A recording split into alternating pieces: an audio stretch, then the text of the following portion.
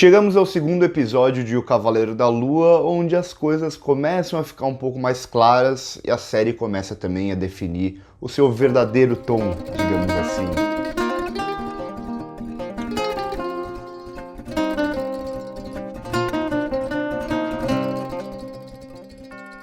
Uma coisa que eu vou falar no começo de todos os vídeos de Cavaleiro da Lua, para quem não assistiu na semana anterior, é que eu não conheço praticamente nada do personagem, então aqui as minhas análises vão ser baseadas mais ou menos como eu faço uma crítica baseado no que a série está apresentando pra gente e tentando trazer sempre um olhar um pouco mais crítico ou analítico, sempre dentro do possível. Bom, o segundo episódio de Cavaleiro da Lua traz um pouco do que eu já tinha falado no anterior. O episódio 1, como eu falei, ele é muito mais voltado para elementos do terror. Por mais que ele nunca vá totalmente a fundo nesses elementos, ele é um episódio que é muito mais um episódio de terror, como ele vai trabalhar a crise de identidade, como ele vai trabalhar a gente não sabendo o futuro, os próprios elementos de cena, muito uso do escuro, enquanto o segundo ele já começa a se desgrudar um pouco mais do terror e virar mais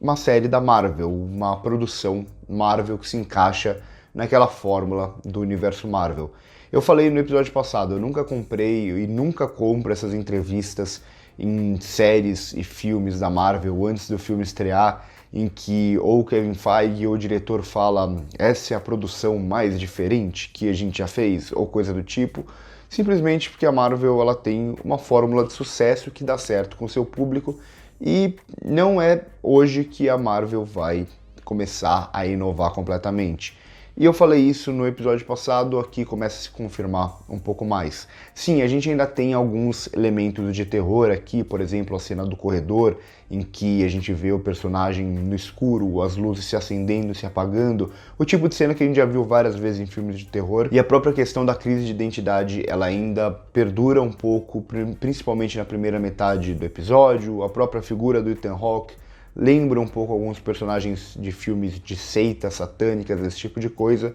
mas no geral o episódio ele começa a levar a gente mais e junto com a série nos levar mais para esse lado da Marvel, pro lado da comédia, pro lado da ação, pro lado daquelas piadinhas que a gente vai ver aqui principalmente quando ele tem aquela primeira transformação, que ele não vai se transformar completamente em um Cavaleiro da Lua, ele vai tentar ficar no controle como Steven e vai ficar de terno e vai se olhar no espelho e fazer piadinhas como eu fiquei bem aqui, não sei o que lá, que é muito mais comum em obras da Marvel. Sim, eles ainda tentam trabalhar um pouco da mitologia egípcia, esse tipo de coisa, mas é da forma que a Marvel já vem trabalhando há muito tempo, como por exemplo trabalhou a mitologia nórdica. É aquela ideia de a gente introduz alguns elementos dessa mitologia nova para o universo, dessa mitologia antiga, mas a gente não vai tão a fundo também, a gente deixa tudo numa camada mais simples que todo mundo possa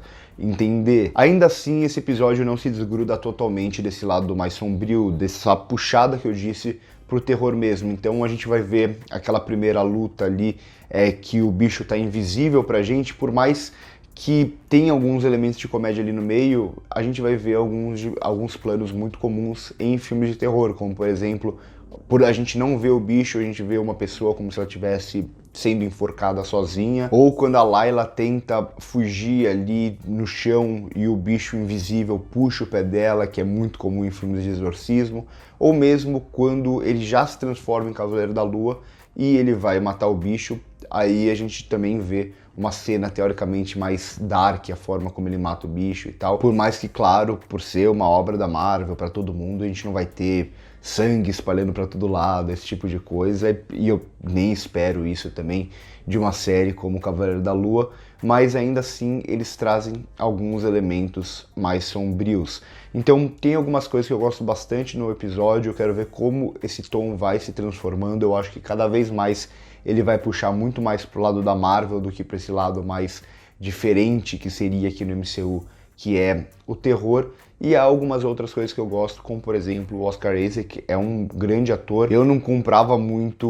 o Steven dele, mas quando surge o Mark aqui em tela, a gente vê a diferença dos dois, a gente vê a diferença da atuação, ou propriamente quando ele se olha ali no espelho e a gente já vê um Steven um pouco diferente dentro do espelho do que o que a gente estava vendo antes, ali eu começo a ver um pouco mais desse Oscar Isaac super talentoso que é capaz de aqui trazer dois personagens bem diferentes pra gente. Falando em espelho, até a série ela continua usando muito bem o espelho e o reflexo, principalmente na primeira metade aqui do episódio, para continuar contrastando essas duas personalidades. Tem um momento até que ele tá sentado ali na mesa, que ele vai ser demitido, e a gente vê o personagem, né, o Steven, sentado na mesa, ou melhor, sentado na cadeira, ao mesmo tempo que a gente vê o reflexo dele na mesa. O mesmo vai acontecer mais claramente com o uso do espelho para continuar reforçando essa crise de identidade, essas duas personalidades dentro de uma pessoa só.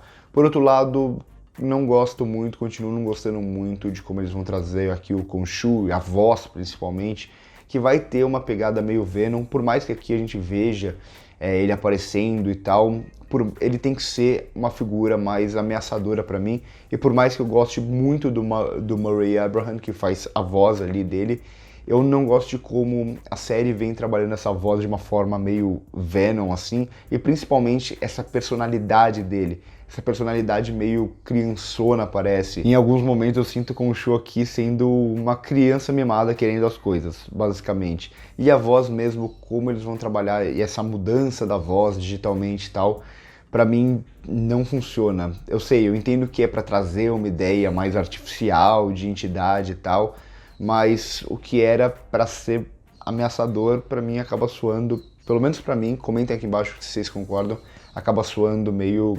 tosqueira. Por outro lado, a gente tem também o Ethan Hawke aqui, que faz um ótimo vilão aqui. É até difícil definir herói e vilão, né, já que o Mark é um mercenário que matava a gente, mas o Ethan Hawke aqui é claramente o antagonista, o vilão da série. Ele consegue trazer uma calma muito grande, uma tranquilidade no que ele está fazendo. Ele parece até ter uma certa bondade, ele mostra ali a comunidade que ele foi criando e as pessoas, como elas estão melhores teoricamente e tal. Então ele faz tudo isso com uma leveza, com uma sutileza que é muito interessante aqui para trazer esse contraponto e fugir um pouco do que a gente está esperando. Eu acho que ainda em algum momento da série ele vai se transformar naquele vilão que a gente espera mesmo, vilão que grita, esse tipo de coisa, mas até agora é um personagem muito bem construído e que consegue, na atuação dele, principalmente, né, a atuação dos dois, ele e o Oscar Isaac, eles conseguem em alguns momentos até fazer a gente não perceber o quão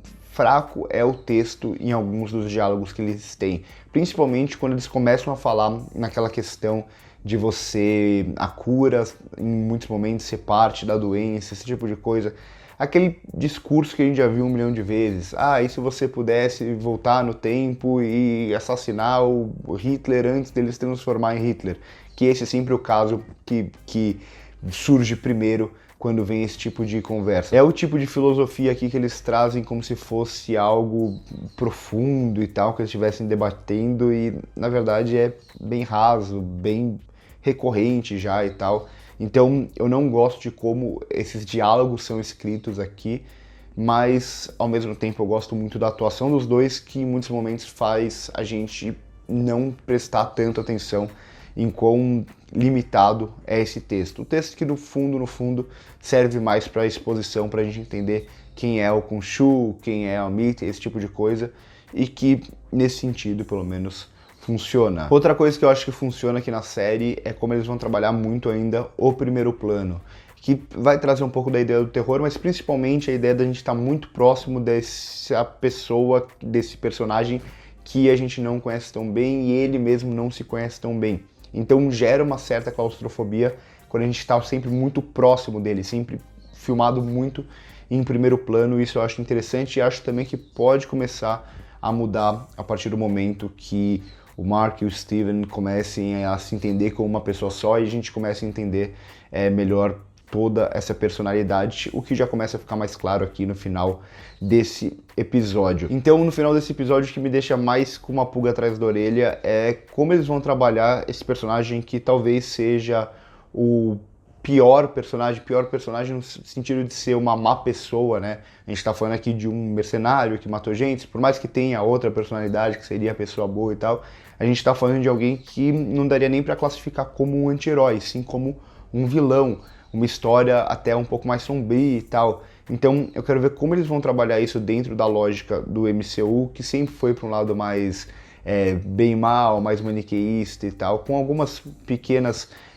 mudanças aqui no meio do caminho, mas no geral sempre é assim. Eu quero saber como eles vão trabalhar esse personagem, ao mesmo tempo que eu fico com medo de uma lógica Marvel ser inserida muito forte aqui, uma lógica da diversão e da piada, ao mesmo tempo que a gente está falando de um cara que é um protagonista que é um assassino, é um criminoso e tal. Então eu quero ver como eles vão trabalhar isso nos próximos episódios, ao mesmo tempo essa mudança de tom, se ela vai continuar existindo, se a série vai mais pro lado da comédia e da ação, ou se ela vai continuar trazendo elementos de terror, o que vai ser meio difícil de sustentar a partir do momento que a gente conhece exatamente esse personagem, já que boa parte do terror aqui está justamente nessa crise de identidade dele, nessa crise de personalidade. Então, vamos ver, é mais um episódio que, como o primeiro, eu até gosto de forma geral, tem muitos elementos ali que eu já não curto tanto, como eu ressaltei para vocês,